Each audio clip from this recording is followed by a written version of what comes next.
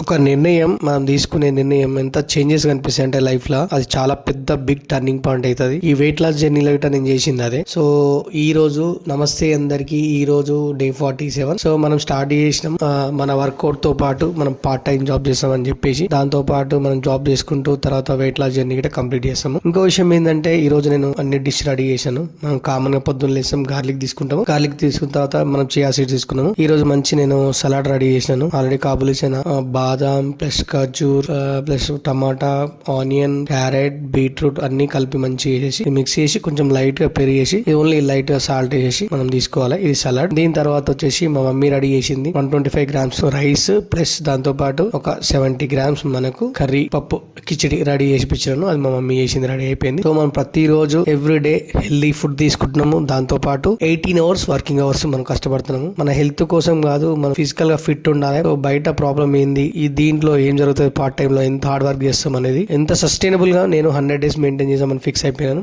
ఈ రోజు డే 1.